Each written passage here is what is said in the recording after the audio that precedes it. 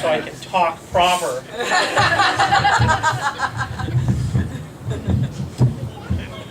So, I'll yeah. say you're Italian. Yeah, like Tammy and Aunt Debbie said, she was really good at stretching our emotional boundaries.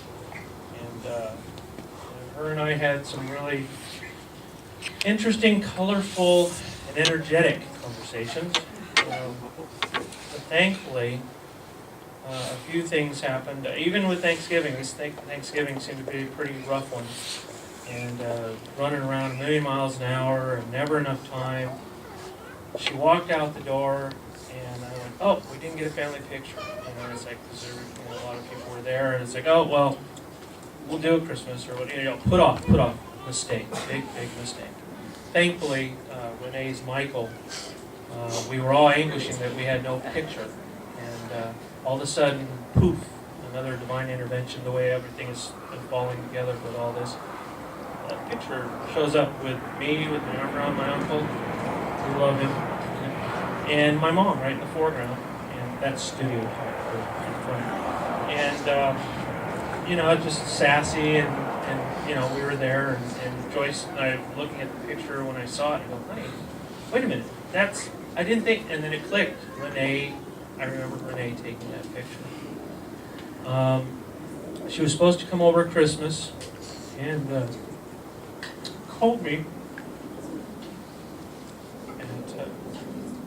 at about 7:30. And they're like, "What? Wow, is the earth trembling, Mom? You're up?" Usually she was the owl, up till 3 in the morning, and then she'd sleep in till 10, and always fashionably late, as you knew from our invitation here. That was typical mom. I got smarter as I get older. I'll be 50 in a couple weeks, and I realized that, Mom, we're going to serve at 1, knowing that we were serving at 2, and everything would work fine. And because she was always fashionably late, and I think it's just so that she could make her entrance. And so I really want to believe that.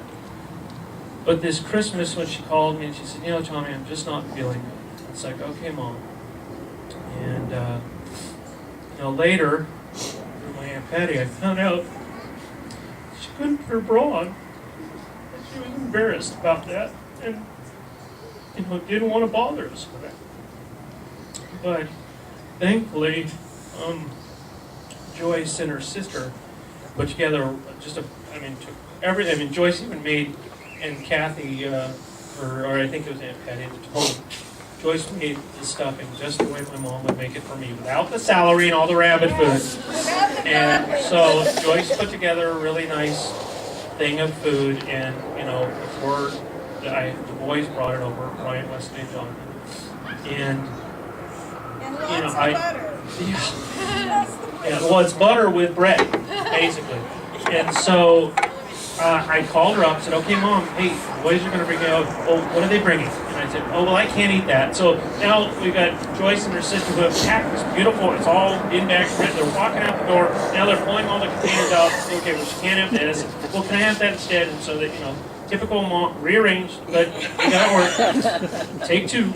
And so we got it all done, and, off the boys go, and we're busy doing all these things, and all of a sudden, it's like an hour. And she only lived about 15 minutes away, and so Joyce and I are looking at each other going, "Where are the boys?" We're busy doing other things, cleaning up and doing other things. Now 2 hours have gone by. It's like, are they okay? And then about 2.5, 3 hours, they come rolling in, and my mom had roped him into watching a movie with her.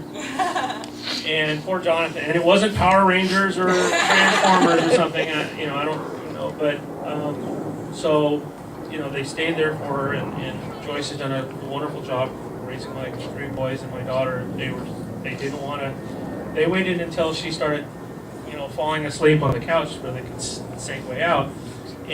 But on the way home from the desert Monday after I found out, I called her caregiver Kathy, and she told me just how important and how much fun and joy that evening that the boys gave her. So I made sure when I got home to let them each individually know how much their grandmother, they were the last 3 family members to be with my mom, how much that meant to her. And hopefully they'll, you know, if they don't already realize the value of that. And then Saturday, like it was said before with my Aunt Patty, my mom called me, and I think at the advice of John, who unfortunately couldn't make it here. And, you know, hey Tommy, you know, my phones are acting up, the batteries, you know, they keep beeping and they're getting weak. I bought her these, the 3-pack cordless phone set with a base station one because I wanted one in every room. And they were. And so we started talking. I said, well, Wesley and I are going to Fry's in a little bit, and we'll look, give me the model number. And so she had the book. She said she could, I mean, she had everything. And you saw her apartment. I always used to joke that my mother could be on her deathbed, and if she knew family was coming over, she'd get up and clean the house before they come to see her. And that's just my mom. Her every little nook and cranny in her little apartment is so, her organizational skills were amazing. I mean, she would, you know, my dad saves every big box, but my mom would save every little box, and everything had a special little place in all her drawers. I mean, you would think she was a drill sergeant because everything is neat and orderly. And when I got there Tuesday morning, the house was immaculate. I mean, just spot on, spotless. And I got in there and I got a little winded and I sat down. Oh, I went off target. So anyways, with the battery, see, ramble. So with the battery thing, I told her, and well, Fry's didn't have them. So I went online, I found a 3-pack to replace all 3. I told her. So thankfully, I know that she knew I was going to see her Saturday when I got home from work, because I got an email Monday morning saying the batteries had shipped. You'll have them by Friday. So I got the batteries a little late, but she knew I was coming and that I'd see her. Unfortunately, you know, I didn't get to do that. But you know, that knowing that she had a good time with her grandsons, knowing that she knew I was coming, I'm hoping that that gave her some peace. I'm hoping that the Requiem Mass that we had for her yesterday and the Rosary was spot on for her. I think she would have enjoyed it. And now I've wandered off where I was going with the other thing. Help! What was I? No, what was I saying? I sat down talking back on the Trekkie thing. Back on Trekkie. So we know where that gene went, but. I went into her apartment, I sat down on the couch, and it was like being in Captain Kirk's chair. Everything around me was within reach. It was like, I could get anything I wanted from right there. It was great. It's like, Scotty, beam me up, no problem. I mean, every little, I mean, it's like, and then there was another space over there, and it was amazing. You go over there, and it's the same. I mean, she had the pictures, like they talked about the pictures. She had little, like, emergency pick-me-up packets scattered all over the house. Where if she was somewhere and said, and she's sitting there, she knows she's going to be there for a while, she'd just reach over and grab the packet. Oh, these are my grandchildren, I love them. And then she could, because she had it set up in like little zones. You know, it's like, okay, here we go, I'm going over to this area. And what's nice is with a small apartment, that gave her variety, I think, and so it was like different in every area. I took a panoramic view of her room and posted it on Facebook. I just joined Facebook a couple weeks ago because my old supervisor from the studios retired, and I got this invite to join Facebook. And I said, "Oh, geez, do I really want to do this?" So I did it, and what a great! I mean, I've been posting so much of all my mom's life to share with all her friends and family, but.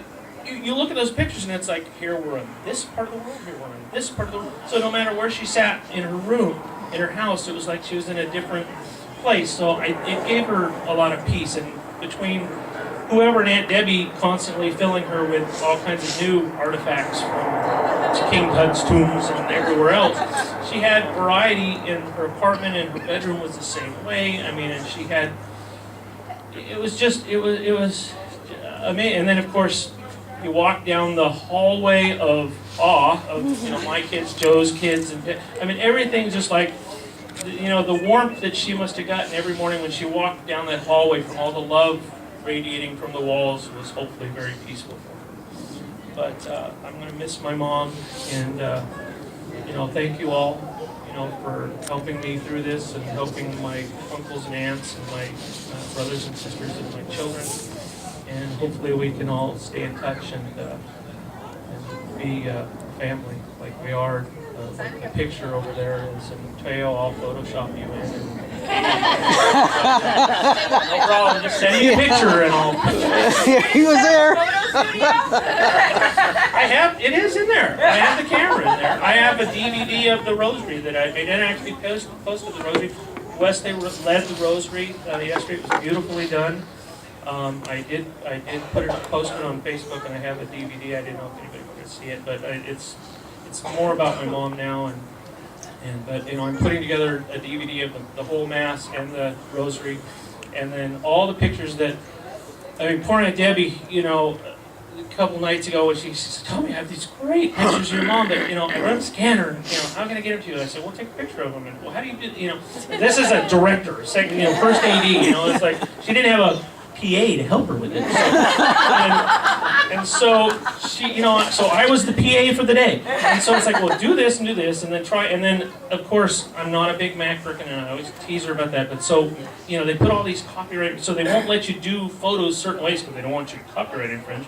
But we worked around that, and I got it, and I was able to get them in time enough to, because the pictures, especially in question, are the wedding pictures of my mother when she was younger, that she had ripped in half, and then went, ah! And then taped them back together again. And so back then you couldn't just go to Kinko's and print out new ones, or whatever. So luckily, thankfully, through technology, I was able to Photoshop the tape lines and the cracks, and that was from a picture of a picture through 600 miles of airway, and hopefully it was with at 3 o'clock in the morning. yes, yeah, that's been my routine this week, and so.